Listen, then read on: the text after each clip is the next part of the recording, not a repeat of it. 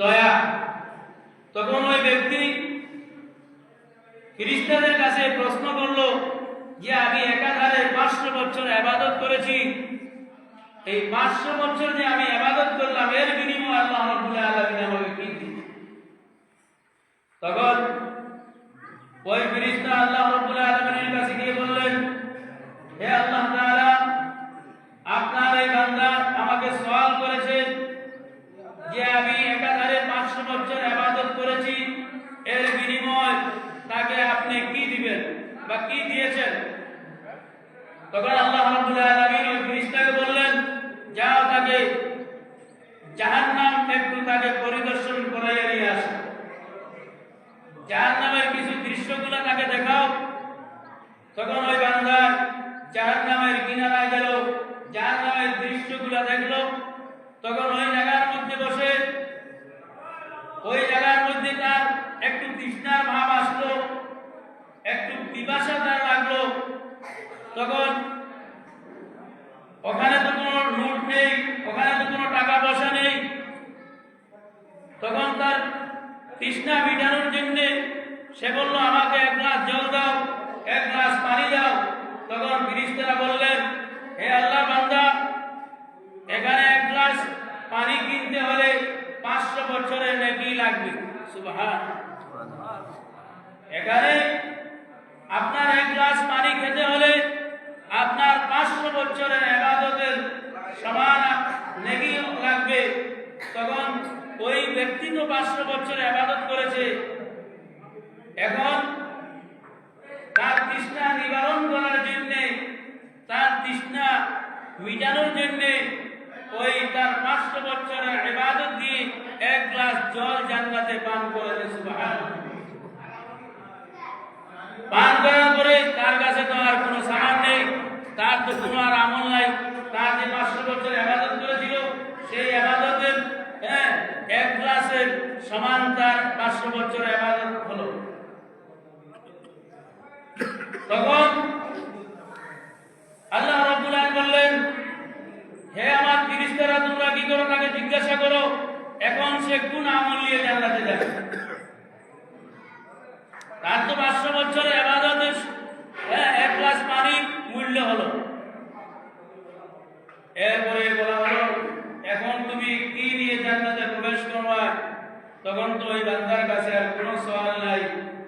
সেদিন ভাই আমরা যতই জমিনের মধ্যে নেকি করি, যত ইবাদত গুজার হই না কেন, আল্লাহর দয়া, আল্লাহর মায়া ব্যতীত আমরা জান্নাতে প্রবেশ করতে পারবো না। সেই জন্য আমরা ইবাদত দিয়ে আমরা নেকি করি, আমি বুজুর্গ, আমি সম্মানী, আমি এটা কোনো অহংকার করা যাবে না। সেই জন্য ভাই বুজুর্গ, যে আল্লাহ তাআলার নিয়ামত, এটা বলার মকসদ হলো যে এই জমিনের মধ্যে আল্লাহ তাআলার নিয়ামত আমরা অহরহ আমরা আহার করতে আসি, পান করতে আসি, খাইতে আসি, কিন্তু আল্লাহ তাআলার নিয়ামত থেকে বান্দারা আমরা কি করতে আসি? আমরা আল্লাহ তাআলার শুকরিয়া আদায় করতে আসি।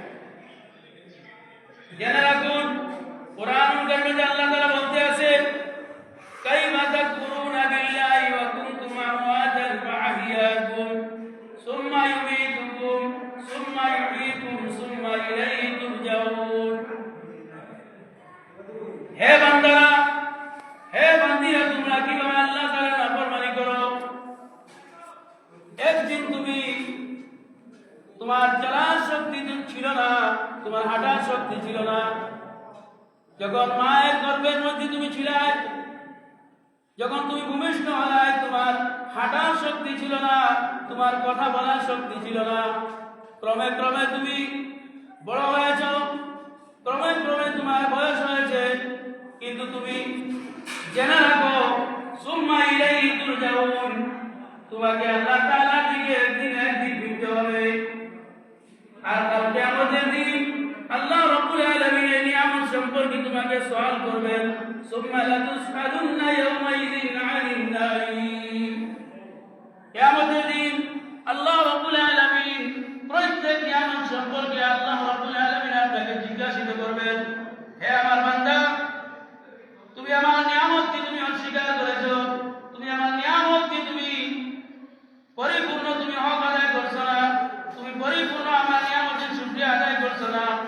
সেই জন্য আল্লাহ রাব্বুল আলামিন কাল কিয়ামতের দিন আমাদের নিয়ামত সম্পর্কে পাকড়াও করবেন।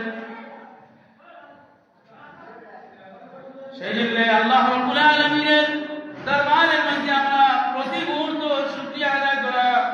আমরা যদি শুকরিয়া আদায় না করি তাহলে আল্লাহ রাব্বুল আলামিন শক্তভাবে কঠিনভাবে আমাদেরকে পাকড়াও করবেন। আজকে আমরা এখানে দোয়ার আয়োজন করা হয়েছে, এটা আমাদের জন্য একটি নিয়ামত, আমাদের জন্য একটি নিয়ামত। এই দোয়ার মধ্যে যদি আমরা অংশগ্রহণ করি, কোন সময় না জানি কোন দোয়া আল্লাহ তাআলার কাছে কবুল হয়ে যাবে, কোন সময় বান্দার চোখের পানি আল্লাহ রাব্বুল আলামিনের কাছে কবুল হয়ে যাবে, গ্রহণ হয়ে যাবে। সেজন্য ভাই দোয়ার মাধ্যমে আমাদের ভাগ্য পরিবর্তন হয়।